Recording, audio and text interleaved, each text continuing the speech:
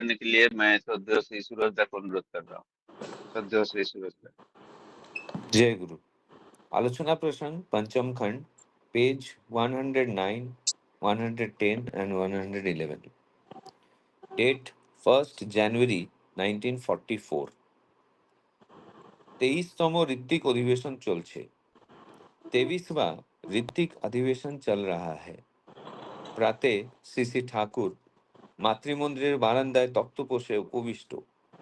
प्रातः काल में श्री ठाकुर मातृमंदिर के बरामदा पे एक तख्तपोष पर उपविष्ट हैं।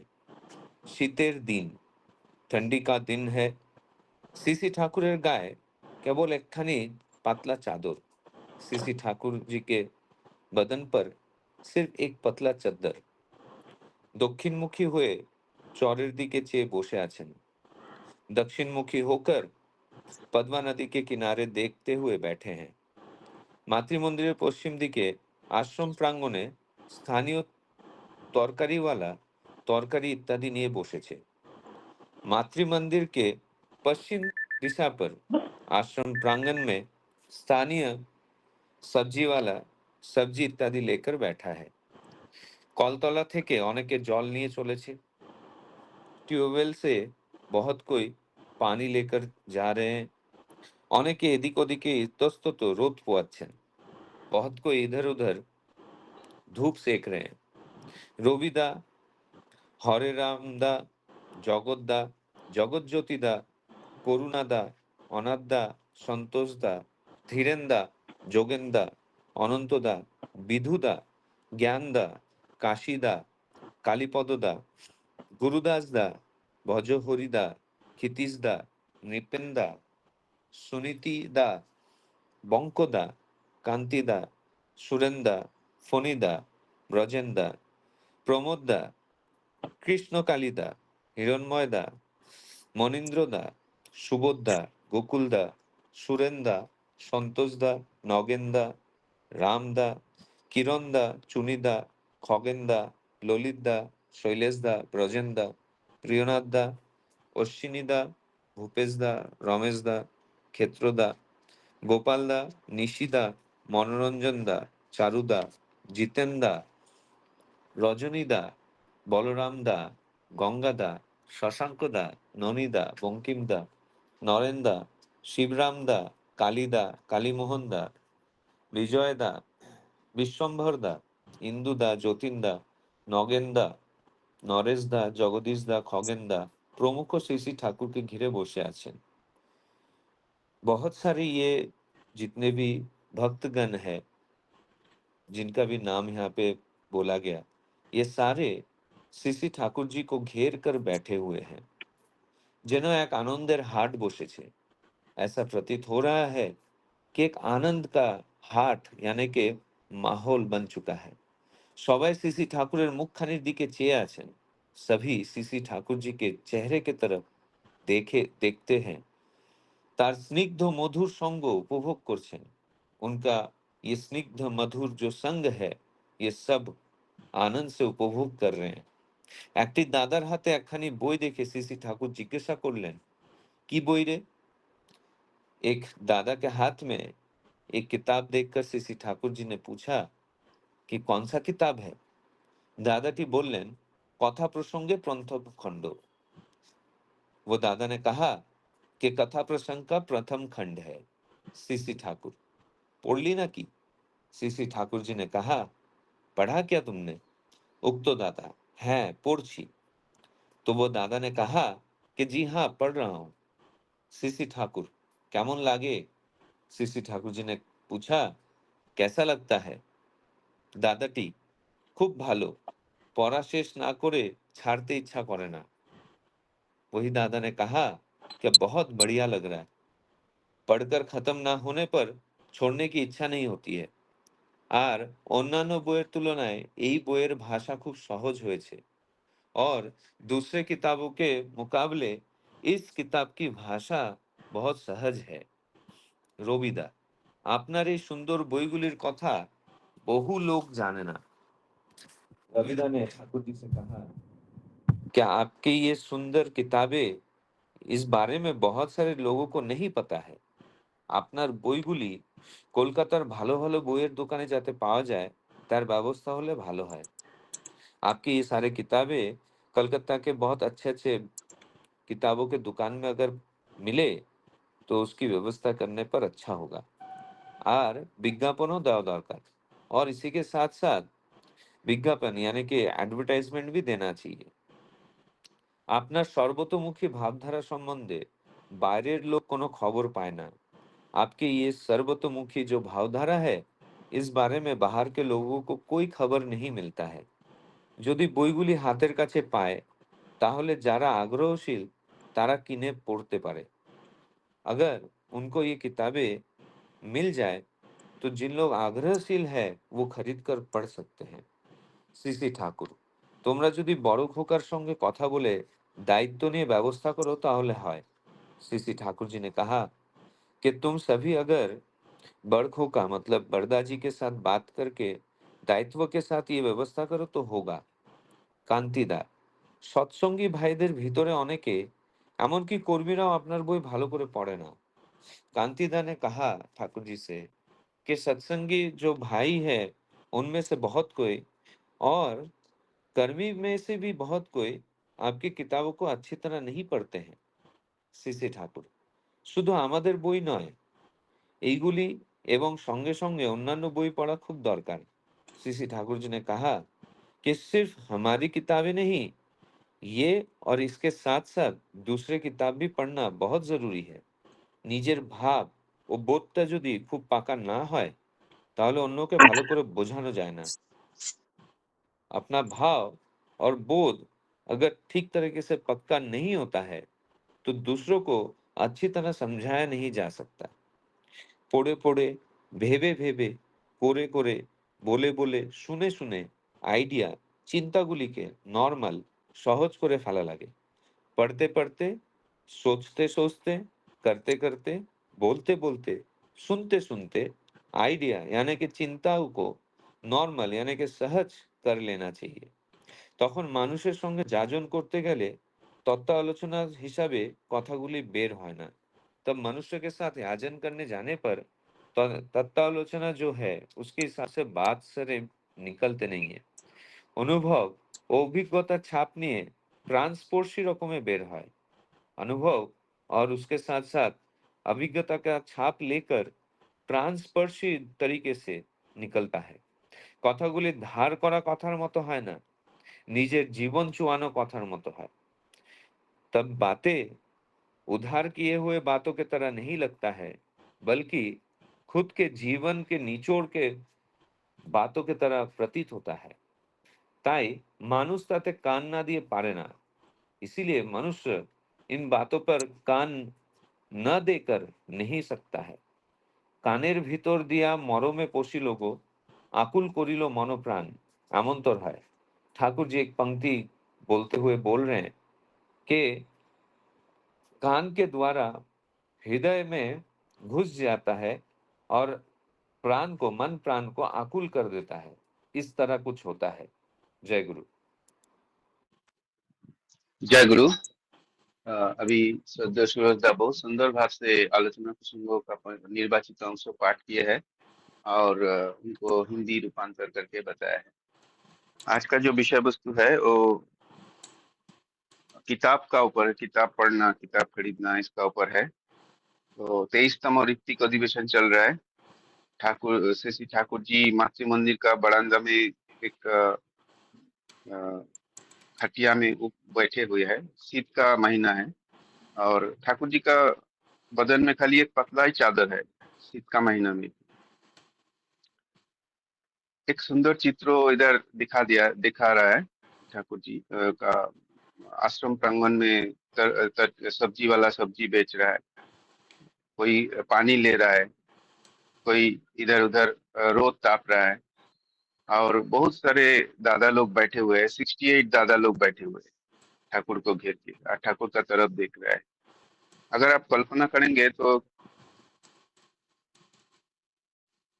कितना अच्छा लगेगा। लगेगा कि एक पिक्चर का फिल्म देख रहे हैं हम। तो सभी दादा लोग ठाकुर का तरफ देख रहा है, ठाकुर का सुंदर मुखमंडल का तरफ देख रहा है और ठाकुर जी का जो मधुर संग है वो उपभोग कर रहा है।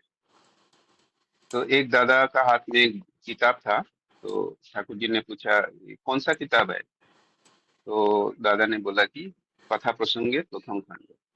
तभी ठाकुर जी बोला कि पढ़ा है क्या? बोला हाँ पढ़ा है। कैसा लगता है? तो दादा ने बोला बहुत अच्छा लगता है, एक बार शुरू करेगा तो शेष नहीं करके छोड़ नहीं सकता, और इसका भाषा भी बहुत सहज है। तभी एक दादा रोबीदा बोला है कि अ, आपका ये जो किताब है, अ, इसका बात बहुत लोग को मालूम ही नहीं है, इतना सुंदर किताब है, लोग जानते ही नहीं है। तो आपका किताब अगर कलकत्ता में अच्छा अच्छा किताब का दुकान में भेजा जाए, मिलता है अच्छा अच्छा किताब का दुकान में, तो उसका व्यवस्था होने से अच्छा है। और इसका एक पब्लिसिटी भी करना चाहिए। आपका जो सर्वतोमुखी भावधारा है, इसका बारे में लोग का खबर नहीं है, तो लोग को खबर मिलेगा। और इस किताब अगर पढ़ते हैं तो वो लोग आग्रहशील होके ये किताब खरीद करके पढ़ेंगे। तभी श्री श्री ठाकुर जी बोला है कि अगर तुम लोग बरदा जी से बात करो और उसका व्यवस्था करो तभी ये हो सकता है। फिर एक दादा ने बोला, कांतिदा ने बोला है कि सत्संगी भाई लोग भी और कर्मी लोग भी ये किताब पढ़े नहीं है। बहुत सारे सत्संगी भाई या कर्मी लोग भी ये किताब पढ़े नहीं है। तभी श्री श्री ठाकुर जी बोला है कि खाली हमारा बुक नहीं है, और भी बुक जो जो अवेलेबल है वो सब बुक पढ़ना चाहिए। तभी आपका जो मन का जो भाव है और बोध है, ये अगर पक्का होगा। अगर ये बोध और भाव पक्का नहीं है तो दूसरे को आप समझा नहीं पाएंगे। इसलिए पढ़ना पड़ेगा, सोचना पड़ेगा, करना पड़ेगा, बोलना पड़ेगा और सुनना पड़ेगा। ये सब करने से क्या आइडियाज जो है वो सहज हो जाएगा। तभी लोग को जो जाजन करेंगे वो तभी वो तत्व कथा जैसा नहीं नहीं लगेगा, एक अनुभूति और अभिज्ञता जैसा सुनाई देगा। मतलब वो ज्यादा अट्रैक्टिव होगा। एक तत्व कथा सुनने से हमेशा मालूम नहीं, इंटरेस्टेड नहीं होते हैं लोग, लेकिन उसको बहुत अनुभूति और बोध का साथ बताया जाए तो वो प्राणस्पर्शी होता है, मतलब अंतर छू जाता है। और वो एक किताबी बात नहीं रहता है, एक धार करा बात नहीं है, तो मतलब उधारी का बात नहीं है। तभी ठाकुर जी ने बोला है कि अगर ऐसे आप आलोचना करेंगे, जाजन करेंगे तो सभी लोग सुनने के लिए मजबूर हो जाएंगे, कोई मतलब नहीं सुन के नहीं रह सकता है। तभी ठाकुर जी ने एक पंक्ति बोला है कि कानेर भीतर दिए मरमे पशिल गो आकुल करिल मन प्राण। मतलब कान का अंदर से हृदय छू जाता है और मन प्राण जो है वो आकुल हो उठता है। कितना सुंदर बातें ठाकुर जी ने बताया इधर। तो ये आज का विषय वस्तु है। तो इस विषय वस्तु के ऊपर आलोचना रखने के लिए मैं आदरणीय श्री निर्मल भाई को अनुरोध करूंगा 5 मिनट आलोचना करने। आदरणीय निर्मल भाई। जय गुरु सबको जय जय गुरु। गुरु। धन्यवाद दादा। मेरे को यहाँ पे सुबह सुबह यहाँ पे ठाकुर जी का जो पवित्र आलोचन ग्रंथ पाठ करा जाता है उसमें थोड़ा मेरा बोध के हिसाब से कुछ बोलने के लिए सुযোগ दिया है। ऐसा शशिकांत भाई बहुत बार बोले हैं मेरे को कि निर्मल भाई तुम थोड़ा बोलो। मैं बहुत सारा बात उनको मतलब ये करके बहाना करके टाल दिया था, ज्यादा मेरे को ये काम है वो काम है, थोड़ा प्रॉब्लम है, ये है वो है। पर मन पे तो ऐसा कुछ था कि मैं कैसे बोलूंगा, क्या बोलूंगा। ठाकुर जी तो यहाँ पे बोले हैं, उसको मैं कैसे भाव क्या बोलूंगा, कैसे क्या बोलूंगा। फिर भी मनीष दा वगैरह सब बोले दादा जो भी आपको इच्छा होता है तो बार बार सुनिए, उसको ही लेकर थोड़ा आपका भाव व्यक्त कीजिए, बस और कुछ नहीं। यहाँ पे तो ठाकुर जी पूरा अच्छे से क्या क्या करना है क्या क्या नहीं करना है सबको बोला है आलोचना प्रसंग में, और उसको लेके हम क्या समझते हैं वहां पे भी एक बार मैं आलोचना प्रसंग में से सुन रहा था कि ठाकुर जी बोले हैं, मतलब इस ठाकुर जी बोल रहे थे कि आप जो बहुत सारा जो किताब है वो पढ़ना है, पढ़ के सबके साथ आलोचना करना है और ऐसा एक ग्रुप बनाना, मतलब करके सबके साथ डिस्कशन करना है। अगर किसी को कोई भाव मतलब समझने में दिक्कत होता है, कुछ होता है, तो उनके साथ विचार विमर्श करके वो सही करना है। मतलब एक एक एनवायरनमेंट को एक पॉजिटिव वाइब्रेशन में रखना है और उनके जो बात है उनको कैसे हमारा बोध के जरिए हम कर्म में ला सकते हैं, वही मतलब सबसे बड़ा प्रयास है, यही मतलब। और यहाँ पे आज का जो प्रसंग है उसमें मतलब 23rd ऋत्विक सम्मेलन का समय है। उस ऋत्विक सम्मेलन में बहुत सारा गुरु भाई कर्मी लोग का मतलब वहाँ पे आगमन हुआ है देवघर आश्रम में। बहुत सारा गुरु भाई सुबह सुबह ठाकुर जी जहाँ पे बैठे हैं वहाँ पे ठाकुर जी को मुंह करके बैठे हैं, चारों ओर परिवेष्ट होके। पास में जहाँ पे यहाँ पे मतलब आलोचना प्रसंग में वहाँ पे एक चिंतन किया गया है कि परिवेश कैसा है, सत्संग का परिवेश कैसा है, कितना मनोमुग्धकर परिवेश है। गुरु भाई लोग सब उधर बैठे हैं, ठाकुर जी को बैठ के पास में सब्जी वाला सब्जी बेच रहा है, कोई पानी ले रहा है। ऐसा सुबह का माहौल है, सर्दी का मौसम है, सुबह का माहौल है। अभी भी हम कभी भी अभी तो सत्संग का प्रांगण देखेंगे तो ऋत्विक सम्मेलनी मतलब वहाँ पे हमारा जहाँ पे आनंद बाजार बिल्डिंग वहाँ पे कभी होता है, मतलब वहाँ पे बहुत सारा चेंजेस है। मगर जब श्री ठाकुर थे वहाँ पे उस समय का जो व्यवस्था बता रहे कैसे हो रहा था, वो एक मतलब जब सोचते हैं तो चक्षु के सामने एक मतलब एक आ जाता है कि हाँ ऐसे हो सकता है कि अभी का ये कैसे है और उस समय कैसे रह सकता है। तो उसमें बहुत सारे लोग आए हैं, ठाकुर जी के पास बैठे हैं। इसे आनंद का भाव, ठाकुर जी का जो मनोमुग्धकर भंगी है उसको सब देख के शांति मतलब शांति बहुत मिलता है। तो उस समय एक गुरु भाई ने अपने पास एक किताब रखे थे, ठाकुर उसको देख के पूछ रहे हैं किताब क्या है। जिसने भाई ने बोल रहे हैं कि कथा प्रसंग का पंचम खंड या प्रथम खंड, मैं सुनने पाया, क्षमा करेंगे। प्रथम खंड, प्रथम खंड। कथा प्रसंग का प्रथम खंड है और ठाकुर जी उसी इसमें पूछ रहे हैं कि कैसे लग रहा है, पढ़ना शुरू किया क्या। वो भाई बोल रहे हैं कि बहुत अच्छा लग रहा है, एक बार पढ़ना शुरू करते तो मतलब आगे आगे क्या होता है बहुत खुशी लगता है। तो और इसका जो सब वाणी है, जो शब्द वाली है, इतना अच्छा है, बहुत मतलब पढ़ने के लिए बहुत अच्छा है और मतलब समझने के लिए भी बहुत अच्छा लग रहा है। ऐसे भी हम देखेंगे ठाकुर जी का बहुत सारा बुक है, बहुत सारा वाणी को विभिन्न प्रकार आकार से हम मतलब लिपिबद्ध करके रखा गया है। कथा प्रसंग, नाना प्रसंग, फिर बाद में हमारा सबसे ये है कि ठाकुर ने जो खुद लिखे थे सत्यानुसरण, ऐसा बहुत सारा वो चीज लिपिबद्ध करके रखा गया है ताकि सभी जो मतलब सभी समय में अगर कोई रेफरेंस देगा कि पढ़ने के लिए चाहेगा या समझने के लिए चाहेगा तो वहां से डायरेक्ट पढ़ सकता है। क्योंकि समय के हिसाब से बहुत सारा चीज का ना चेंजेस हो जाता है, भाव बोध सब चेंजेस हो जाता है। और आज के समय में जो हो रहा है और इसी का हिसाब से जो हो रहा है, ये अगर 15-10 साल के बाद चले जाएंगे तो बहुत सारा चेंजेस हो जाता है। मगर ये लिपिबद्ध होने से किताब का आकार से रखने से क्या होता है, उसका एक्चुअल चीज हमको जब भी चाहे और जो पीढ़ी में चाहे वो हमको मिल सकता है।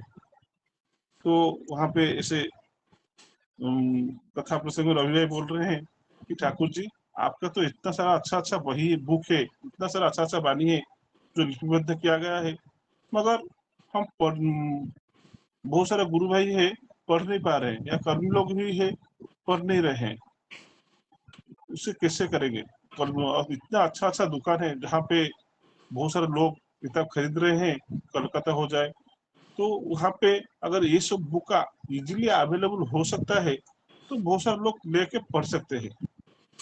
तो श्री ठाकुर जी बोल रहे हैं अगर हम इसका हाँ वो भाई भी बोल रहे हैं रवि भाई कि अगर इसका कुछ एडवर्टाइजमेंट करेंगे, ऐसा कुछ करेंगे तो उसका बहुत सारा लाभ लोगों के पास पहुंच सकता है। सो इसके बारे में मेरा बस दो ही चीज मतलब मेरा ध्यान पे आ रहा है। तो ठाकुर जी का बुक है ना इतना कितना सुंदर है, मैंने मेरा खुद का अनुभूति बोल रहा हूँ। मेरा ऑफिस में एक दोस्त है, ठीक है, तो मयूर है उसका नाम। तो उस मतलब शुरू से मैं जब ऑफिस में 2011 से काम किया ना स्टार्ट किया तब से वो मेरा दोस्त है। मैं 2-3 कंपनी चेंज करके फिर रिलायंस में आया तो वो भी उधर था। जैसे बातों प्रसंग में उसका लाइफ में बहुत सारा प्रॉब्लम था, बहुत सारा प्रॉब्लम मतलब उसका भी डिवोर्स हो गया था, बहुत सारा प्रॉब्लम था। वो आया था मेरे घर पे उनको माँ को लेके, मतलब वो उसका एक चीज मेरे को अच्छा लगता है, वो अपने माँ के लिए बहुत पागल है। माँ कैसे अच्छे से रहेगा, बहुत सारा चीज माँ के लिए करता है। माँ भी थोड़ा बीमार थे, उनके लिए बहुत सारा कैसे वो अच्छे से रहेगा सब कुछ उसके लिए उनके लिए कर रहा था। तो एक बार मेरे घर पे आए थे, वो अपना मतलब कहानी बोल रहे थे, निर्मल ऐसा ऐसा सब हुआ है। तो मेरा थोड़ा उनके साथ बहुत अच्छा रिलेशन है तो वो सब बोल दिए। तभी मेरे मन पे ऐसा आया कि शायद इनके जो अभी जो प्रॉब्लम है ना उसके लिए मैं तो ठाकुर जी के पास प्रार्थना करूंगा, मगर उनका जीवन में सही करने के लिए मैं उसको कुछ देना चाहिए। मेरे पास सत्यानुशासन का हिंदी अनुवाद था, हिंदी या इंग्लिश ऐसा अच्छे से याद नहीं आ रहा है, इंग्लिश इंग्लिश ट्रांसलेशन था, मैं उनको दिया। वो भी थोड़ा वेल एजुकेटेड था, तो उनको दिया। मैं बोला अभी जो तुम्हारा सिचुएशन है, तुम उसको इतना परेशान हो रहे हो, थोड़ा शांति में रहो, और एक बुक दे रहा हूँ मेरा गुरु जी का, वो थोड़ा पढ़ाई करो, कोशिश करो तो पढ़ाई करो। वो बहुत मतलब इतना टेंशन में था, फिर बाद में मैंने उसको दिया, मैं फिर दे के भूल गया मतलब 2 साल तक भूल गया कि वो पढ़ाई किया कि नहीं किया। फिर एक बार उसको पूछा कि अरे वो बुक पढ़ रहे हो क्या, अभी रिसेंटली 1 साल या 1.5 साल पहले एक से पनवेल में जा रहे थे तो उनको पूछा। वो अपना बुक वो सत्यानुसरण ना दीक्षित नहीं है, मैं मतलब इतना हमारा इसमें अंडरस्टैंडिंग बहुत अच्छा था, मतलब मैं उनको एक बड़ा भाई की तरह मान रहा था। तो उसने अपने जेब से निकाला वो बुक, कहा निर्मल तूने जो बुक दिया था ना सत्यानुसरण, वो मेरा जेब में हमेशा रखता हूँ, देख ये बुक यही है। और उसमें ना वो बहुत सारा चीज अंडरलाइन करके रखा था। तो निर्मल में पढ़ता हूँ तो इतना अच्छा बुक है, तो सच में पढ़ने के बाद ना मतलब बहुत सारा चीज मतलब अंदर अंदर भी बहुत सारा समस्या का समाधान होता है। देख ये सब अंडरलाइन करके रखा हूँ, ये चीज वो चीज वो चीज।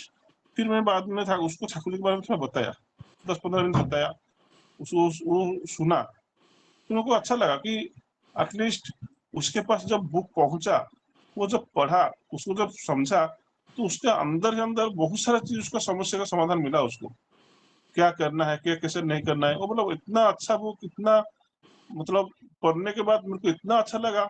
मैं भी डिप्रेशन में था ना, उससे थोड़ा मतलब रिकवरी हो रहा था। फिर बाद में मैं ऐसे ही बाद में आके ऐसे प्रज्ञा को बोल रहा था कि देखो वो पढ़ाई कर रहा है, वो बुक पढ़ रहा है, हम तो हमेशा पढ़ रहे हैं, सब हमेशा सुबह शाम को सत्यानुशासन का एक पारा पढ़ रहे हैं।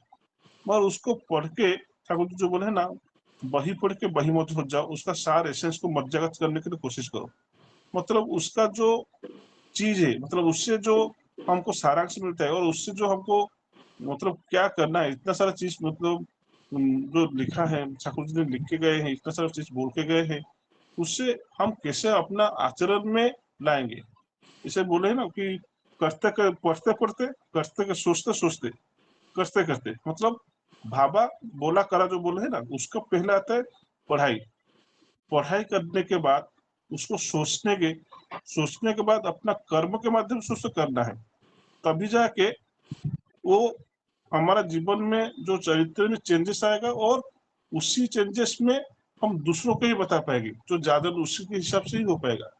जादन तो मतलब खाली बोलने का नहीं है कि मैं ये सब चीज बोल दिया, मगर उसको मेरा आचरण में कैसे लाऊंगा, वो चीज मैं कैसे अपने कर्म में लाऊंगा। तो पढ़ाई के बाद कर्म में लाना है, तो उसके हिसाब से हम ज्यादा कर पाएंगे। तो एक चीज वही देखा, और एक चीज मेरा मतलब वो दोस्त को सत्यावसान देने के बाद मेरे को बहुत अच्छा लगा कि यार मैं इसको दिया, मगर मेरा जो इच्छा था ठाकुर जी के पास जो प्रार्थना था, उसका जो समस्या है वो थोड़ा लाघव कर लो, उस मतलब थोड़ा अच्छे शांति में रखो, वो थोड़ा कहाँ ना कहाँ मेरे को उसमें थोड़ा अच्छा लगा। फिर बाद में और एक घटना बता रहा हूँ, तो पढ़ाई के बारे में खाली ये ठाकुर जी का बुक जो है, और एक है मेरा जो छोटा भाई है, मेरा छोटा भाई का शादी के बाद शादी हुआ था एक मतलब हमारा वहाँ उड़ीसा में एक जगह है वहाँ धौली में करके, उधर हुआ था। मेरा छोटा भाई का जो जेजे ससुर मतलब उनका जो फादर इन लॉ और मदर इन लॉ, उनके जो फादर इन लॉ के जो पापा और मम्मी है, वो सब अभी है। वो थोड़ा मतलब बहुत जगन्नाथ प्रेमी है दोनों। तो उनके घर के पास एक जगन्नाथ मंदिर भी उन्होंने गांव में किया है, और वहाँ पे हमेशा रहते हैं, मंदिर के पास भी रहते हैं और सेवा करते हैं। ऐसे वो जो हम उसको इंग्लिश में मतलब आप समझ लीजिए कि उनका जो भाई का जो ससुर है, उनके पिता, वो हमारे घर पे एक बार आए थे। पढ़ाई लिखाई ज्यादा नहीं है, बहुत कम है, और वो जो ससुर के जो माँ है ना, वो भी पढ़ाई लिखाई बहुत कम है, ना के बराबर बोले तो चलेगा। मगर मेरे को एक बार माँ बोल रहे थे, और उनके बाद मैं इससे ठाकुर जी के बारे में डिस्कशन कर रहा था, तो बोले उनके अनुकूल ठाकुर का बहुत सारा बुक में पढ़ा हूँ। मैं चकित हो गया, ऐसे कैसे? हाँ, तुम्हारा उपासना बुक है, तुम्हारा सत्यानुसरण बुक है, नारी नीति बुक है, वो सब मेरे पास है। मेरे को थोड़ा मतलब इंटरेस्ट बढ़ा कि ये सच में बोल रहे हैं कि मतलब ऐसा ही बोल रहे हैं। फिर बाद में उन्होंने मेरे साथ बैठ के बात किया। हाँ, ठाकुर जी के पिताजी यही है, ठाकुर जी के माता यही है, ठाकुर जी ऐसे जन्म ग्रहण किए थे। उनके बातों कुछ चीज बोले, फिर जय राधे राधे के बारे में मतलब जो प्रार्थना में बोलते हैं वो भी बोले। मैं वहां पे सोच रहा था कि ठाकुर जी का बुक जिसको पढ़ाई भी नहीं आता है, मगर उनके पास ठाकुर जी का बुक है, और वो पढ़ रहे हैं। उन्होंने सतनाम नहीं लिया है दादा, मतलब मगर वो जगन्नाथ ठाकुर मतलब प्रेमी है ना, तो उनको ज्यादा मैं ये नहीं कर, मगर उन्होंने ठाकुर जी को लेके बहुत सारा पढ़ाई किया है, ठाकुर जी कौन है। और उनके पास में ना एक बक्सा मतलब बॉक्स है, उसमें बहुत सारा मतलब स्कंद पुराण ऐसा बहुत सारा बुक है, वो सब पढ़ाई किए हैं। और मतलब अच्छा कि ये हमको समय मिलता है नहीं मिलता है, हम थोड़ा अवॉइड कर लेते हैं पढ़ाई को आज के जमाने में, कि हाँ जॉब करना है, ये सब करना है। और उन लोग पढ़ाई कम होने के बावजूद सब मतलब लैंग्वेज तो मालूम है, वो पूरा बहुत बहुत सारा चीज पढ़ के रखे, उसके साथ ठाकुर जी का चीज भी पढ़ के रखे। और वो मेरे साथ बैठ के बहुत सारा टाइम बात किए। मेरे को वो बहुत चीज अच्छा लगा कि ये जो चीज है ठाकुर जी ने हमको जो ठाकुर जी का जो बात ये बहुत सारा मतलब बुक के माध्यम से लिपिबद्ध होकर रखा है। जब लोगों को मिलता है वो पढ़ते हैं, पढ़ के मतलब हम मैं मेरे बारे में बोलो, मेरे पास तो बहुत सारा बुक ला के रखा है, मैं पढ़ नहीं पा रहा हूँ। और जिन्होंने ठाकुर जी का दीक्षा भी नहीं लिए हैं, मगर वो पढ़ रहे हैं, और उनको अच्छा जो लग रहा है उसको लिपिबद्ध करके भी रख रहे हैं। हाँ, ये चीज मेरे को चाहिए, मतलब इसको मेरे को करना है। यही मेरा दो चीज आज का जो प्रसंग था, ठाकुर जी का जो पढ़ाई और पढ़ाई लिखाई के साथ साथ उसको जाजन कैसे करना है, उसको कर्म में कैसे लाना है, वो मेरे दिमाग में से लग रहा था कि एटलीस्ट दीक्षा लो या दीक्षा ना लो, अगर ठाकुर जी का जो भूख है ना, अगर ये हमको थोड़ा पढ़ाई करना है, करने से हमको बहुत सारा जीवन का समस्या का समाधान मिल जाता है। खाली ऐसे कथा प्रसंग में ठाकुर जी इधर बोले हैं कि खाली मेरा बोला हुआ बात नहीं पढ़ना है, बहुत सारा अच्छा अच्छा किताब है, उसको भी पढ़ाई करना है। उसमें क्या है, हमको हमारा अंदर कहाँ ना कहीं पे कुछ कुछ जो मतलब संकेत मिल जाता है कि हाँ ये चीज मेरे को अच्छे से करना है। आज मतलब एक सबसे अच्छा है कि ठाकुर जी जब मैं सुना हूँ, मैं कितना मेरे को इतना मालूम नहीं, खाली इतना सुना हूँ कि ठाकुर जी जब थे उनके पास देश विदेश का विभिन्न प्रकार खबर न्यूज़पेपर पाठ करा जाता था कि कहाँ पे क्या हो रहा है क्या नहीं, वो सब पाठ करा जाता था हमेशा। तो एक चीज मैं उसको भी मेरे दिमाग में ऐसा था कि ठाकुर जी के पास तो हमेशा पढ़ाई कर रहे हैं, मैं भी थोड़ा न्यूज़पेपर हमेशा पढ़ूंगा और मेरा मातृभाषा में पढ़ूंगा। तो वो एक चीज मेरे पास मतलब ये किया था कि आज के डेट में भी जहाँ पे भी जितना भी था मतलब टाइम रहे, मैं सुबह या शाम को टाइम 5 मिनट ऐसा निकाल लेता हूँ कि हाँ मेरा उड़िया लैंग्वेज में मेरे को कुछ पढ़ाई करना है। मेरे को अच्छा लगता है वो। न्यूज में बहुत सारा चीज इधर उधर लगता है, मगर उसमें जो अच्छा अच्छा चीज मतलब साइंस का हो गया, वो बहुत सारा पब्लिकेशन अच्छा अच्छा रहता है, वो पढ़ने में बहुत मजा आता है, बहुत अच्छा लगता है। और मतलब यही दो चार चीज जो दिमाग में मेरा बोध में आया, मैं इसको आपके सामने में रखा। बाकी अगर कुछ भूल त्रुटि रहेगा तो मेरे को क्षमा करना। जय गुरु, जय गुरु। जय गुरु। अभी आदरणीय निर्मल भाई बहुत सुंदर भाव से आलोचना किए हैं। निर्मल भाई जब आलोचना कर रहे थे तो लगता नहीं था कि उन्होंने पहली बार इस फोरम में बोल रहे हैं। लगता है कि बहुत दिन से बोल रहे हैं, बहुत एक्सपीरियंस स्पीकर है ऐसा लग रहा था। निर्मल भाई ने जो बोला है, उनका जो अधीक्षत दोस्त को उन्होंने सत्तानुसंध किताब दिया, और वो दोस्त ने बहुत तकलीफ में था, और वो सत्तानुसंध पढ़ के उनका मन में बहुत शांति आया, बहुत सारे समस्या का हल हुआ है। ये बहुत प्रेरणादायक है और बहुत अच्छी काम किया है दादा ने। अ, और बहुत सुंदर उदाहरण है, व्यक्तिगत तो जीवन का अनुभव का उदाहरण है। ऐसे ही होना चाहिए एक्चुअली। जब ये भी एक जाजन टाइप का ही है, जाजन ही है, मतलब लोगों को उद्बुद्ध करना, अनुप्रेरणा देना, सहायता करना। तो बहुत सुंदर आलोचना किया है दादा ने। अभी मैं आलोचना को आगे बढ़ाते हुए आदरणीय देबू भाई को अनुरोध करूंगा 5 मिनट आलोचना रखने के लिए इस बारे में। आदरणीय देबू भाई।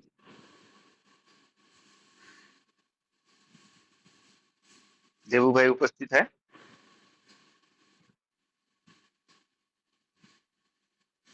देबू भाई आपने सुन रहा है? मुझे लगता है देबू देबू भाई नहीं है। अवेलेबल नहीं है। देबू भाई उपस्थित नहीं है। तो मैं श्रद्धेय श्री पंकज मिश्र दा को अनुरोध करूंगा आलोचना रखने के लिए। पंकज दा। हाँ, जय गुरु दादा, आवाज आ रहा है? जय। हाँ आ रहा है। जय गुरु सबको दादा। बहुत सुंदर भाव से आलोचना प्रसंग प्रतिदिन हो रहा है और बहुत अच्छे ढंग से हो रहा है। जैसे सूरज दा में करते हैं, सब लोग अच्छे से करते हैं। और इससे मुझे क्या फायदा हुआ, मैं थोड़ा सा बताने की कोशिश करूंगा। क्योंकि श्रद्धेय मनीष दा मुझे बोले थे 5-6 महीना पहले ज्वाइन कीजिए। ऐसे लिंक तो आता था, लेकिन एक क्या होता है, मेंटर का जरूरत होता है किस चीज को करने के लिए। तो उन्होंने जैसा ही मुझे बोला और दिमाग में बैठ गया, और तभी से मैं शायद हमेशा हर दिन ज्वाइन कर रहा हूँ। कभी कभार हुआ होगा, मिस हुआ होगा, लेकिन इससे करने से फायदा क्या हो रहा है। जैसे मुझे बांग्ला तो समझ नहीं आता, उसके लिए मुझे कंसंट्रेट करना पड़ता है। तो हमारा जो ब्रेन का है, सेंसरी ऑर्गन्स हमारे सब तो चल रहे हैं, कान से सुन रहा हूँ, दिमाग चल रहा है उसमें, लेकिन वो एक एक शब्द सुनने के लिए मैं कंसंट्रेट कर रहा हूँ। तो उससे धीरे धीरे धीरे धीरे हमारा जो दैनंदिन जीवन है उसमें भी फायदा हो रहा है। कोई कुछ बोल रहा है तो मैं ध्यान से उसको सुन रहा हूँ, आगे का काम कर रहा हूँ। और ऑफिस में भी जाता हूँ तो वो भी अच्छे से टीम मैनेजमेंट वगैरह में भी फायदा हो जाता है। तो ये मुझे फायदा हो रहा है, और मैं सबसे अनुरोध करता हूँ कि जो ज्वाइन किए हैं, जो नहीं किए हैं, और बहुत अच्छे ढंग से कंसंट्रेट होकर सुनेंगे तो अच्छा है। इसमें हमारा एक फायदा ये हुआ, जो हम डेली इसको कर रहे हैं तो रूटीन में आ जाता है। तो हमारा कंटिन्यूअस प्रोसेस हो जाएगा एक बॉडी का, वो बिना किए हम रह नहीं पाएंगे। तो कभी कभी क्या होता है, किसी बॉडी को या ब्रेन को जल्दी समझ में आ जाता है, किसी को टाइम लगता है। तो टाइम लगेगा, तो इससे हमको छोड़ना नहीं है, ना तो क्विट होना है, हमेशा ज्वाइन करना है, हमेशा सुनना है। तो मुझे जो फायदा हुआ और मैं वो बताने की कोशिश कर रहा हूँ। और जैसा कि ठाकुर जी शीतकाल है, वहाँ सब लोग ऋतिक अधिवेशन चल रहा है। तो सब बैठे हुए हैं, बहुत सुंदर माहौल है। फिर वहाँ एक खाली पतला सा चद्दर अपने ऊपर डाले हुए हैं, और उस ठंड में, जनवरी का महीना है तो बहुत ज्यादा ठंड होती है, तो क्या उनको ठंड नहीं लगती होगी, लेकिन इतना उत्साह रहता है शरीर में कि ठंड वगैरह कुछ पता ही नहीं चलता। हमारे बॉडी से ऑटोमेटिक हीट ट्रांसमिट होता है और हमको सच होता है। समझिए कि कोई जंगल में अगर लोग रहते हैं तो उनको कहाँ से इतना ज्यादा मिलता नहीं, वो लोग रेसिस्ट हो जाते हैं अपने बॉडी के लिए। वैसा ही हम लोगों को भी रहना चाहिए कि किसी भी परिस्थिति में हो, हमको तैयार रहना है। परिस्थितियां तो आएंगी, तकलीफ आएगा, लेकिन तकलीफ को हम कैसे पार कर पाएंगे, उसका हमारे पास सोल्यूशन कैसा मिलेगा, वो हमको बहुत अच्छे ढंग से सोचना है और देना है। कैसे सोच पाएंगे, सोचने के लिए हमारा खुद का सेल्फ इनिशिएटिव होना चाहिए, या तो कहीं से सुन के करना है। जैसा कि ठाकुर जी ने बोला कि खाली ये कथा, ये प्रसंग ही नहीं पढ़ना है, बहुत सारी पुस्तक और लोगों को भी है, वो भी पढ़िए, वहाँ भी अच्छी अच्छी बातें हैं। आपको जब सुनोगे, पढ़ोगे, देखोगे तो जल्दी मज्जागत हो जाएगा। तो ये होने से हम जब कहीं दूसरे, जैसे डीपी वर्क करने जाते हैं, वहां हम बताएंगे तो स्वयं की अनुभूति जैसा लगेगा। ऐसा नहीं कि हम, हमारा रटा हुआ चीज है, हम फटाफट उसको बोल रहे हैं। तो जब भी हम बॉटम ऑफ हार्ट से बोलते हैं किसी को, तो उनको दिल को छू जाता है। और यहाँ पे तो हमारा क्या है कि कनेक्शन करके देने का है। ठाकुर जी प्रति प्रत्येक को बोले हैं, चाहे डेसिग्नेटेड है या अभी न्यूली इनिशिएटेड गुरु भाई है, सबका जिम्मेदारी है। और जिसको आप इनिशिएट करने के लिए लेके जा रहे हैं, वो आपकी जिम्मेदारी बनती है। उनको रख रखाव करना, उनके बारे में सोचना, उनका कैसे बेटर हो, उनके आप, उनका बेटर करने के लिए हम जब सोचेंगे तो ऑलवेज रेसिप्रोकल होता है। जैसा कि आप न्यूटन थर्ड लॉ देखते हैं कि every action having equal and opposite reaction. तो आप जैसा दोगे वैसा मिलेगा, जैसी करनी वैसी भरनी, एवरीवेयर लॉ इज सेम। तो मेरा कहने का ये मतलब है कि हमको प्राणपण से ये सब सुनना चाहिए, करना चाहिए और बोलना चाहिए। ये सब तीनों चीजें करने से हमारे बॉडी में ऑटोमेटिक को मज्जागत हो जाता है और वो सेल्फ इनिशिएटिव प्रोसेस बन जाता है। जय गुरु, इतना ही मुझे समझ में आया। जय गुरु। अभी पंकज दा बहुत सुंदर भाव से आलोचना किए हैं। दादा ने बताया कि मतलब एक रूटीन बन जाता है, एवरीडे रूटीन, और इसमें कंसंट्रेशन बहुत होते हैं। बहुत सारे काम करने के लिए ये सहायता करता है, बहुत बेनिफिट मिलता है इसका। इसमें ज्वाइन करने से, इसको सुनने से, खास करके जो लोग बंगाली नहीं समझते हैं, वो बहुत कंसंट्रेट करके सुनते हैं और वो समझने का कोशिश करते हैं, तो इसमें माइंड का कंसंट्रेशन बढ़ता है। ये एक बहुत बड़ा बेनिफिट है इसका। और दूसरी है कि बहुत सारे एक रूटीन टाइप का बन जाता है, एक डिसिप्लिन बन जाता है। और तो वो काम करने के लिए हमें सहायता करता है। बहुत सुंदर अनुभूति बताया दादा ने।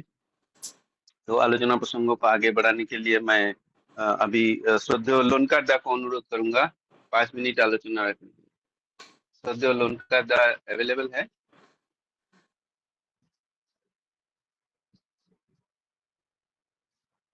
लोनकार दा, लोनकार दा आप सुन रहे हैं? लोनकार दा शायद अवेलेबल नहीं है, तो मैं श्रद्धेय सूरज दा को अनुरोध करूंगा आलोचना रखने के लिए। श्रद्धेय सूरज दा। जय गुरु। जय गुरुदेव। आज का जो विषय है उसमें दो चीजों पे ध्यान आकर्षित करना चाहता हूँ।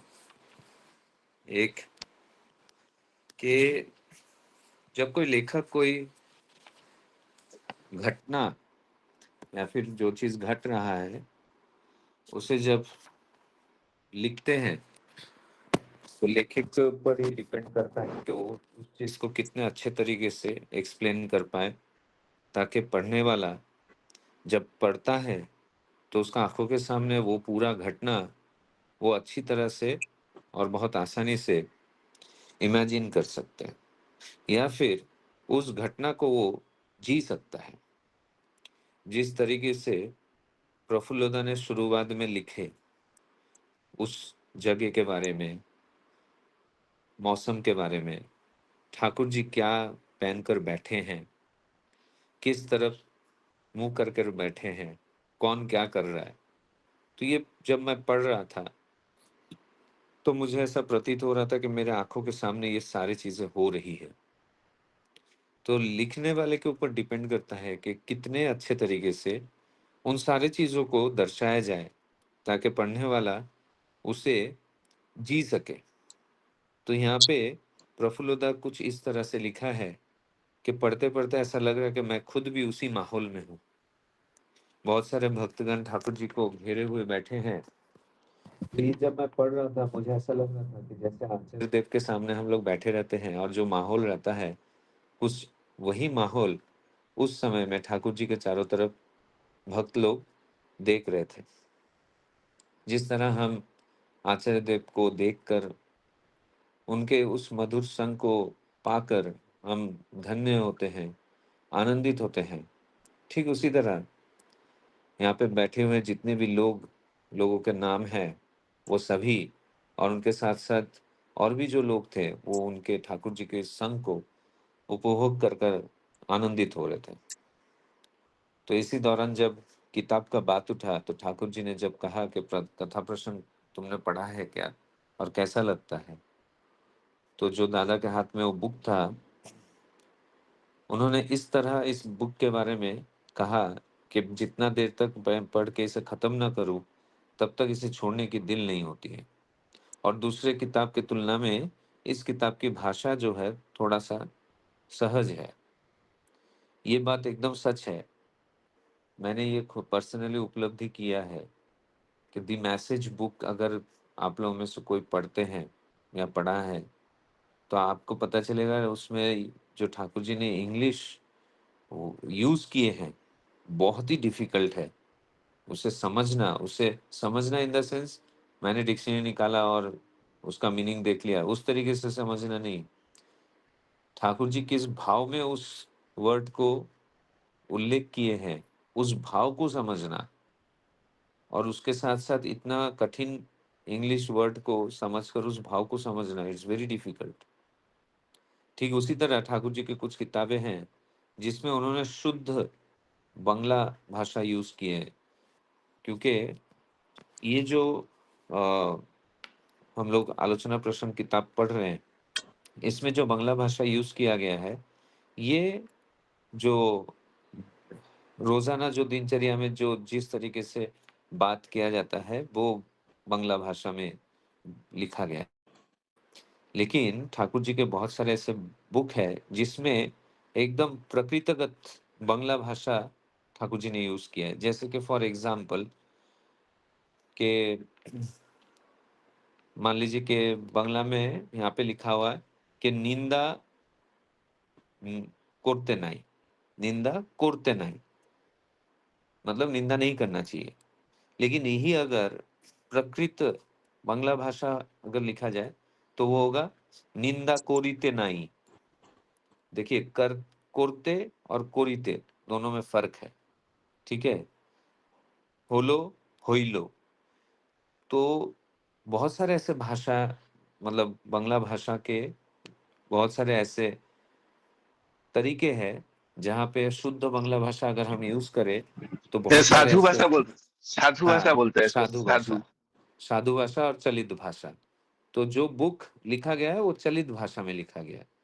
लेकिन बांग्ला साधु भाषा अगर यूज करेंगे तो वो पढ़ना और पढ़ के समझना ये बहुत कठिन है।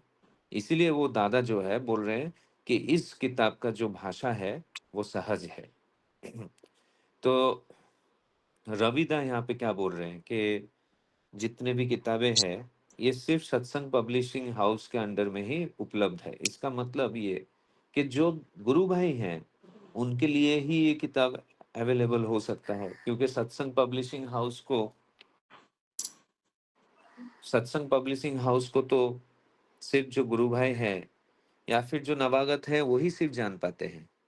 लेकिन बाहर अगर किताब के दुकान में, क्योंकि कलकत्ता का अगर कॉलेज स्ट्रीट आप लोगों ने कोई देखा है जहाँ पे हमारे 68 मंदिर से थोड़ा आगे जाएंगे तो कॉलेज स्क्वायर के इधर कॉलेज स्ट्रीट है। वहाँ पे अगर आप जाएंगे तो देखेंगे दोनों साइड से बहुत सारे किताबों का दुकान है। मतलब स्टूडेंट हो या और कोई हो अगर किताब चाहिए तो कॉलेज स्ट्रीट जाते हैं।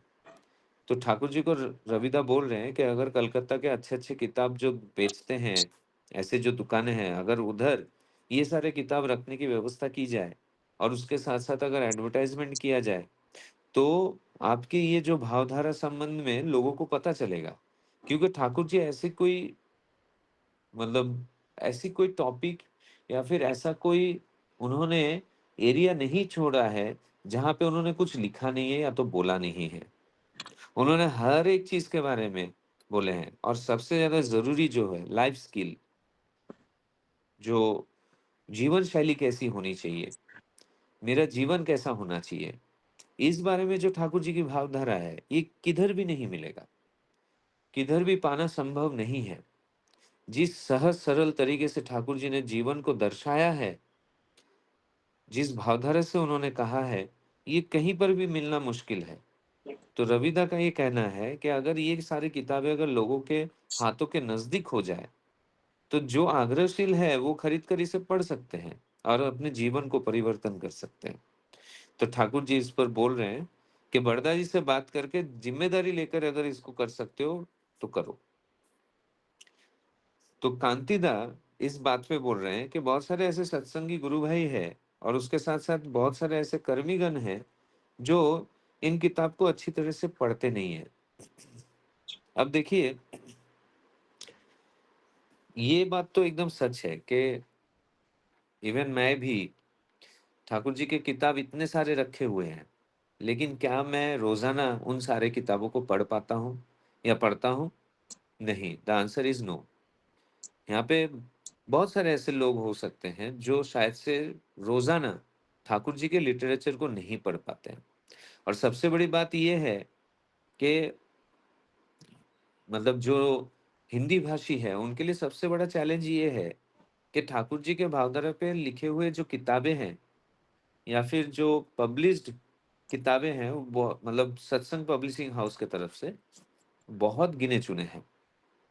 तो ठाकुर जी को अगर समझना है, ठाकुर जी को अगर जानना है, ठाकुर जी के और करीब अगर पहुंचना है हमें, तो हमें ये जो लिटरेचर बैरियर है, मतलब लिटरेचर बैरियर नहीं, सॉरी, जो लैंग्वेज बैरियर है, इसे हमें अतिक्रम करना बहुत जरूरी है। क्योंकि बिना बंगला सीखे ठाकुर जी को प्रकृत रूप से जानना और उनके प्रति गहरा प्रेम होना, it is next to impossible. तो बहुत सारे ऐसे गुरु भाइयों को मैं जानता हूँ, हमारे सामने भी निदर्शन है जहाँ पे हिंदी भाषी होने पर या मराठी भाषी होने पर या फिर कोई दूसरा लैंग्वेज होने पर भी वह ठाकुर जी को जानने के लिए ठाकुर जी से इतना प्रेम करते हैं कि वो बंगला पढ़ना सीखे, लिखना भी सीखे। तो हमें रोजाना इन सारे जो लिटरेचर है ठाकुर जी के, इनको अध्ययन करना जरूरी है। मैं पढ़ने की बात नहीं बोल रहा, मैं अध्ययन की बात बोल रहा हूँ। क्योंकि पढ़ने में और अध्ययन में फर्क है। पढ़ने में आप कोई एक चीज को सिर्फ पढ़ते हो, अध्ययन में आप उसे आत्मस्थ करते हो। आत्मस्थ करने का मतलब कि उस चीज को पढ़ के उसको आत्मसात करके उसे अपने जीवन में अप्लाई करके मैं मेरे जीवन को और बेहतर बनाता हूँ। तो ठाकुर जी के किताबों को सिर्फ पढ़ने से नहीं होगा। आज शशिकांता के प्रयास के वजह से ये जो इतने सालों से जो ये एक प्रक्रिया शुरू है, कौन कितना फायदे में है इस चीज को अटेंड करके, रोजाना इन सारे बातों को सुनकर समझकर, मुझे नहीं पता। बट अगर मुझसे पूछा जाए कि क्या मैं इससे मुझे कोई लाभ हुआ है, तो मैं बोलूँगा मुझे तो बहुत बड़ा लाभ हुआ है। लाभ इस बात का हुआ है, पहली बात जो मुझे मन में था कि मैं ठाकुर जी की किताबों को पढूं, चिंतन मनन करूं, वो एक प्रक्रिया शुरू हो गया। दूसरा, ऐसी बहुत सारी बातें हैं जो हमारे जीवन के लिए बहुत ही ज्यादा इम्पोर्टेंट है, बहुत ही ज्यादा, मतलब मौलिक जो चीजें हैं वो अगर हम नहीं मान के चलेंगे तो जीवन सुंदर और सहज नहीं होगा। तो ठाकुर जी की ये किताब पढ़ने की वजह से मुझे इतने सारे मौलिक बातें पता चली जिसका कोई तुलना नहीं है। तो ठाकुर जी यहाँ पे बोल रहे हैं कि सिर्फ मेरी मतलब हमारी किताबें नहीं, इसके साथ साथ दूसरी किताबें भी पढ़ना बहुत जरूरी है। क्योंकि उसका कारण ये है, ठाकुर जी क्यों ऐसे बोल रहे हैं, मुझे जहां तक लगता है कि जब तक मैं पूर्ववर्तन को नहीं जान पाऊंगा, कि उन्होंने क्या कहा था, ठाकुर जी क्या कह रहे हैं, तब तक क्या मेरा ठाकुर जी के प्रति प्रेम जो है वो गाढ़ा होगा क्या, है ना? तो जब तक मैं पढ़ूंगा नहीं, इन सारे चीजों को जब तक मैं जानूंगा नहीं, आज बहुत सारे बच्चे, मैंने प्रैक्टिकली इस चीज को देखा है कॉलेज में, कि बहुत सारे बच्चे मंदिर नहीं जाना चाहते हैं, देवस्थल नहीं जाना चाहते हैं। पूछने जाने पर बोलते हैं कि सर उधर जाके क्या होगा, वो भगवान तो घर पे भी है, वहां पे जाने पर क्या होगा, मैं तो भगवान को रोज पूजा करता हूँ या फिर दर्शन कर लेता हूँ, प्रणाम कर लेता हूँ, मंदिर जाने की जरूरत नहीं है, वहां पे भी तो वही भगवान है। अब देखिए, मतलब ये भावधारा आने का पीछे रीजन क्या है, कि उसे सही तरीके से समझाया नहीं गया कि मंदिर जाने पर क्या मिल सकता है, मतलब क्या होता है, उसे शायद से ये चीज बताया नहीं गया साइंटिफिकली। अगर पता ही नहीं है तो मैं बताऊंगा कैसे कि मंदिर जाने पर वहां पे कॉस्मिक एनर्जी एब्जॉर्ब होता है बहुत ज्यादा मात्रा में, और वही कॉस्मिक एनर्जी हमें एनर्जाइज करता है। तो ये जो बात है, ये जब तक मैं नहीं पढ़ूंगा, मैंने ऑब्वियसली, मैं कब, मुझे कैसे पता चला, जब मैंने किताबें पढ़ी कॉस्मिक एनर्जी के बारे में, जब मैंने अध्ययन किया, तब मुझे पता चला अरे मंदिर, मस्जिद, गिरजा, गुरुद्वारा, सबका ऊपर का जो टोम होता है वो त्रिभुजाकृति होता है। क्यों होता है? क्योंकि वहां पे कॉस्मिक एनर्जी ऑब्जॉर्व होता है, इसलिए किधर भी जाओ, कोई भी देव स्थल में जाओ, आपको शांति की अनुभूति होती है। तो वो जो रीजन है, वो जब तक सही तरीके से बताया नहीं जाएगा, तो लोग उसे मानेंगे कैसे? लोग नहीं मानेंगे। अभी हम जो अगरबत्ती यूज करते हैं, उसमें उसके वो जो स्टिक से वो अगरबत्ती बनता है, बहुत सारे ऐसे कंपनीज है वो बाम्बू को यूज करता है उस स्टिक बनाने के लिए। लेकिन हिंदू धर्म में ये कहा गया है कि बाम्बू को कभी जलाया नहीं जाना चाहिए, वो अधर्म होता है। अधर्म होने का, अधर्म मतलब वो भी साइंटिफिक रीजन है कि उससे जो फ्यूम निकलता है वो हमारे लिए नुकसानदायक है। लेकिन हम क्या करते हैं, वो अगरबत्ती लगाते हैं। तो ये पता नहीं है इसलिए हम करते हैं, पता होगा तो हम वो करेंगे नहीं। लोग मुझे बोलते थे अरे ये कांदा लहसुन क्यों नहीं खाना चाहिए, इससे क्या होता है, ये भी तो एक किस्म का सब्जी है। लेकिन जब उसे मैं समझाया कि तुम एक कांदा को काट कर फ्रिज में रख दो, और दूसरे दिन अगर तुम्हारा हिम्मत है तो तुम उस कांदे को खा के दिखाओ, मर जाओगे तुम, क्योंकि वो इतना हीट जनरेट करता है। तो अगर ऑलरेडी अगर मैं, मेरा जीवन शैली अगर अस्त व्यस्त है, बैलेंस्ड नहीं है, उसमें मैं कांदा लहसुन खाऊंगा, तो मेरा, मैं तो उत्तेजित रहूंगा, मेरे ऑर्गन्स जो है वो हमेशा एक्साइटेड रहेगा। एक्साइटेड रहने का मतलब ज्यादा काम करेगा। तो ये जो चीज है, ये अगर नहीं समझ में आए तो मैं बताऊंगा कैसे? तो जब तक मुझे ज्ञान नहीं होगा, क्योंकि पढ़ाई एक ऐसा चीज है जो ज्ञान अर्जन करने में हमें मदद करती है। मैं अगर ज्ञान अर्जन नहीं करूंगा तो मैं दूसरों को याजन कैसे करूंगा? कोई अगर फट से पूछ लिया कि अरे आप लोग के ठाकुर जी तो बोलते हैं सुबह सुबह पैसे दो, उन्हें तो नहीं पता इष्ट विधि क्या होता है, ऐसा क्यों? अगर मुझे पता ही नहीं है कि इष्ट विधि हम क्यों करते हैं, तो फिर मैं समझाऊंगा कैसे? ठाकुर जी इष्ट विधि के बारे में जो चीज बोले हैं, वो अगर मैं पढ़ा ही नहीं है तो मैं कैसे करके समझाऊंगा? स्वस्तिनी क्यों लेना चाहिए? किसी ने पूछा, कोई दीक्षित व्यक्ति है जिसको मैं याजन किया, बोला रे तुम्हें तो स्वस्तिनी लेना चाहिए। अगर वो पूछ लिया कि क्यों लेना चाहिए, और मुझे पता ही नहीं कि स्वस्तिनी के 5 नीति क्या है, किस तरीके से स्वस्तिनी लेने पर मेरा जीवन में उन्नति हो सकता है, जीवन सुंदर हो सकता है, मुझे पता ही नहीं है, मैंने पढ़ा ही नहीं है, तो मैं क्या याजन कर पाऊंगा? तो ठाकुर जी यहाँ पे वही चीज बोल रहे हैं। मैंने जो बोला अध्ययन करना, कि सिर्फ पढ़ने पर नहीं होगा, पढ़ना है, उसे सोचना है, उस बातों को एग्जीक्यूट करना है कर्म में, फिर दूसरों को बोलना है, सुनना है, दूसरों से सुनना है, क्योंकि ज्ञान की तो कमी नहीं है। फिर चीजों को हम सहज तरीके से अपने जीवन में अप्लाई कर सकते हैं। पता चल जाएगा कि ये करने से क्या होता है और ना करने से क्या होता है। तो जीवन को अगर, कौन नहीं चाहता है कि अपने जीवन को सुंदर करे? कौन नहीं चाहता है? हर कोई चाहता है, हर कोई चाहता है कि उसके जीवन में अपलिफ्टमेंट हो, हर इंसान चाहता है। तो अगर चाहता हूँ तो मुझे करना पड़ेगा। तो वो करने का एक सहज उपाय ठाकुर जी ने कहा कि हमारे किताबों के साथ-साथ दूसरी किताब भी पढ़ना चाहिए। पढ़कर उसे सोचना चाहिए, करना चाहिए, दूसरों से शेयर करना चाहिए, दूसरों से भी सुनना चाहिए, ताकि वो भाव का आदान-प्रदान हो। और उसके साथ-साथ मनुष्य को जब हम याजन करेंगे, तो जो याजन होगा वो अनुभूति के ऊपर होगा। ऐसे सिर्फ पढ़ाया पढ़ाया हुआ चीज़ों पे हम बात नहीं करेंगे। अब इसका सिंपल एग्ज़ाम्पल ये है कि मैंने ठाकुर जी का आलोचना प्रसंग पढ़ना शुरू किया। ठाकुर जी ने उसमें कुछ बात कहा जो मेरे दैनंदिन जीवन में मैं अगर एप्लाई करूँ, तो मेरा जीवन अच्छा होगा। तो मैंने पहले पढ़ा, फिर उसे समझा, फिर उसे मैं कैसे अपने जीवन में अप्लाई कर सकता हूँ, वो मैंने सोचा और फिर मैंने उसे अप्लाई किया। जैसे मैंने उसे अप्लाई किया, तो मेरे जीवन में कुछ तो अपलिफ्टमेंट हुआ, मुझे कुछ तो एक्सपीरियंस मिला। जब मैं उस एक्सपीरियंस के बेस पे खड़े होके मैं किसी को जब मैं बोलूँगा, तो उसका जो कन्विंसिंग पावर है, वो अलग ही लेवल पे होता है। क्यों? क्योंकि मैंने उस बात को अनुभव किया है। मैंने उस चीज़ को अप्लाई करके मैंने मेरे जीवन में एक चेंज महसूस किया है।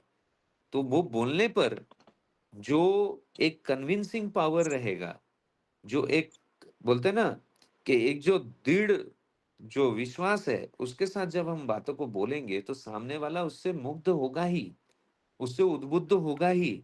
ये कोई रटाया हुआ पंछी की तरह बात नहीं निकलेगा। इसलिए तो ठाकुर जी यहाँ पे बोल रहे हैं कि ये बात ऐसा लगेगा कि जिंदगी को निचोड़ कर बात किया जा रहा है, कि जो असली चीज है उसको निचोड़ कर उसे सामने रखा जा रहा है। इसलिए ठाकुर जी कितना अच्छा वर्ड यूज कर किए कि जीवन चुआनो, मतलब जीवन का जो निचोड़ है, उस निचोड़ को हम बोलते हैं। मतलब एकदम समराइज्ड फॉर्म में हम उन अभिज्ञताओं को हम शेयर करते हैं, तब मनुष्य उस बातों को ना सुनकर रह ही नहीं पाता है। जैसे कि मैंने पहले भी कहा था कि कलिक ने मुझे पूछा था कि तुम हमेशा वेजिटेबल मतलब वेजिटेरियन तुम क्यों हो, व्हाट इज द डिफरेंस, मनुष्य तो सर्वभूख है। तो तब मैंने जिस तरीके से एक्सप्लेन किया था एक गाय और एक कुत्ते का एग्जांपल देके, तब वो फुल्ली कन्विंस्ड हो गया, वो ना सुनकर रह ही नहीं पाया। बोलता है अरे बाप रे, ये तो मैंने कभी सोचा ही नहीं था। तो जो ठाकुर जी यहाँ पे पंक्ति बोल रहे हैं कि कानों के द्वारा हृदय तक वो पहुंच जाता है और मन प्राण को आकुल कर देता है। अब जिसको मैंने ये एग्जांपल के साथ समझा है कि बाय नेचर हमारा जो ह्यूमन बॉडी सिस्टम है वो कौन से इसको बिलोंग करता है, तो तब उसको समझ में आ गया। वो फिर पूछने और उसके पीछे उसने और 10 सवाल पूछ लिए कि भाई तो फिर वेजिटेबल्स जो है उसे क्या दर्द नहीं होता है, जो जो सेंसेस है वो क्या उनको नहीं है, लेकिन वो एकदम क्षणस्थायी है, मतलब एकदम थोड़ी देर के लिए वो सेंसेस होते हैं। लेकिन जब कोई जब कोई प्राणी को मारा जाता है, मरने के बाद भी उसके सेंसेस रहता है, वो सेंसेस रहता है, इसलिए तो वो हिलता है। आपने देखा रहेगा कि कोई प्राणी को अगर काटा जाए तो उसका शरीर हिलता है काफी देर तक। क्यों? क्योंकि उसमें बहुत सारे समय तक वो सेंसेस जिंदा रहता है। वो जिस जो सेंस को फील करके वो मर रहा है, वो सेंस उसके शरीर में, उसके उस मांस में कंटिन्यू रहता है। सोचिए वो सेंस को जब कोई खाएगा तो उसके अंदर भी वही सेंस ट्रांसफॉर्म होगा। तो ठाकुर जी बोल रहे हैं कि जब इन बातों को आप सही तरीके से समझ कर अनुभूति करके और उसके एक्सपीरियंस के बेस पे जब लोगों से बात करोगे अपने जीवन को निचोड़ कर, तब कोई बिना सुने रह नहीं पाएगा। उसे ऐसा महसूस होगा कि कानों के अंदर से अमृत हृदय तक पहुंच रहा है और मन प्राण को व्याकुल कर दे रहा है। तो हमें इनडायरेक्टली या डायरेक्टली ठाकुर जी हमें ये दिशा निर्देश दे रहे हैं कि हमें रोज किताबें पढ़नी चाहिए। कोई भी किताबें हो जो मेरे जीवन को अपलिफ्ट कर सके, ऐसी किताबों को पढ़ना चाहिए। सिर्फ पढ़ना नहीं है, उसे सोचना है, समझना है, अपने जीवन में कार्य में उसे लगाना है और उसके साथ साथ उसके एक्सपीरियंस पे लोगों को बताना भी है। क्योंकि मैं समाज में अकेला बचकर, सही तरीके से बचकर, मैं सुचारू रूप से जीवन को मैं लीड नहीं कर पाऊंगा। उसके लिए मेरे जो प्रतिवेशी है, जो मेरे आत्मीय परिजन है, उनका भी जीवन सुंदर होना ज़रूरी है। नहीं तो मैं अकेला सुंदर होके उसका कोई फल मुझे मिलने वाला नहीं है। क्योंकि मेरे चारों बाजू तो वैसा ही रह जाएगा। मैं अपलिफ्ट होके क्या हुआ? मेरे चारों बाजू अगर ये इट इज वेरी सिंपल कि मैंने मेरे घर को तो साफ कर लिया, लेकिन बाहर का जो कॉमन पैसेज है वो साफ नहीं किया। जाना ना तो उसी कॉमन पैसेज से ही करना है। तो अगर मैं लोगों को नहीं समझाऊंगा कि साफ सुथरा रहने का क्या महत्व है, तो क्या वो कॉमन पैसेज साफ रहेगा? नहीं रहेगा। कोई अपना घर का कचरा बाहर रखेगा, जूते चप्पल को अनऑर्गेनाइज्ड वे में रखेगा, तो वो देखकर मुझे भी तकलीफ होगा। तो जब मैं इन बातों को मैं शेयर करूंगा, तब तो जाके हम मेरा जीवन सुंदर होगा, क्योंकि मैं भी उस समाज का एक अंग हूँ, एक हिस्सा हूँ। तो ये होना बहुत जरूरी है हम सभी के लिए, जितने भी सत्संगी है, कर्मीगण है। ठाकुर जी के लिटरेचर को अगर हम आत्मस्थ नहीं करेंगे, तब तक ठाकुर जी को हम सही तरीके से लोगों के सामने प्रेजेंट नहीं कर पाएंगे। हमें कोई सवाल पूछने पर हम निरुत्तर रह जाएंगे। इसीलिए हमें ये लिटरेचर पढ़ना बहुत जरूरी है। यहाँ पे मैं मेरे शब्दों को विराम करता हूँ। जय गुरु। जय गुरु। सूरज दा बहुत सुंदर भाव से ये प्रसंगों को आलोचना किया है। दादा ने जो बताया है बहुत सही है कि मतलब हम अगर किताब को अध्ययन करके उसको आत्मस्थ करेंगे, उसको समझेंगे और तभी हम जाजन करेंगे, तभी उसका फायदा होगा। नहीं तो ऐसा किताबी बोली बोलने से कोई आकृष्ट भी नहीं होगा, कुछ फायदा भी नहीं होगा। और मैं एक चीज इधर बताना चाहता हूँ। दादा जो बोला है मंदिर में जाने से आजकल का नवीन प्रजन्म मंदिर जाना नहीं चाहता है, बोलता है नवीन मंदिर जाके क्या करूंगा, घर में ही तो है मंदिर, उसी में करता हूँ। लेकिन इसमें एक चीज दादा ने बताया बहुत अच्छा लगा कि मंदिर में बहुत ज्यादा कॉस्मिक एनर्जी आते हैं, क्योंकि मंदिर का जो टोम्ब है वो त्रिभुजाकृति होता है, उसमें कॉस्मिक एनर्जी अट्रैक्टेड होता है। और दूसरी एक चीज जो मैं समझता हूँ वो ऐसा है कि अ, मंदिर में जो बहुत सारे लोग जाते हैं और एक अच्छा भावना लेके जाते हैं, तो उनका मन से एक पॉजिटिव वाइब्रेशन निकालते हैं उसका बॉडी से, और वो पॉजिटिव वाइब्रेशन हमको इफेक्ट करते हैं। वो लोग सभी लोग एक आध्यात्मिक भावना लेके श्रद्धावनत होके मंदिर जाते हैं, तो इतना सारे लोग इकट्ठा होते हैं और सब पॉजिटिव वाइब्रेशन में, पॉजिटिव मूड में रहता है, तो वो सब चीज हमको अ, ये करते हैं, मतलब प्रभावित करते हैं। तो ये भी एक फायदा है मंदिर जाने का। और एक चीज, छोटा सा चीज बता के खत्म करूंगा। वो ये है कि जो हमने सुना है ठाकुर जी का बारे में, ठाकुर जी बताया हमेशा परिवेश का बारे में। तो परिवेश का बारे में सुनते सुनते अभी हम भी थोड़ा सा छोटा छोटा एक्सपीरियंस करते हैं। जैसे एक छोटा सा चीज मैं बताता हूँ कि हमारा घर का सामने जो नेबर रहता है, उसका घर का सामने बहुत सारे चप्पल जूता एकदम अनऑर्गेनाइज वे में रहता है। तो अगर उनको बोलने जाएंगे तो शायद वो कुछ माइंड करेंगे। तो मैंने एक सोचा कि मैं खुद ही उसको अरेंज कर देता हूँ, एवरीडे मैं उसको अरेंज कर देता हूँ। तो बाद में फिर वो डिसअरेंज हो जाता है, लेकिन फिर भी नेक्स्ट डे मॉर्निंग में मैं उसको अरेंज करके रखता हूँ। तो मैं सोचता हूँ कि कभी ना कभी उसको दिमाग में आएगा, अरे ये जूता कौन अरेंज कर रहा है हमारे लिए। तो तभी वो उसने समझेगा कि हम भी अरेंज कर रहे हैं, तो अकॉर्डिंगली वो अरेंज करेंगे। ऐसा सोच के मैं डेली उसको करता हूँ। तो इतना कह के मैं आज का आलोचना प्रसंग यही समाप्त करता हूँ। सबको जय गुरु। जय गुरु। जय गुरु सभी को। सभी को जय गुरु। जय गुरु, सबको जय गुरु।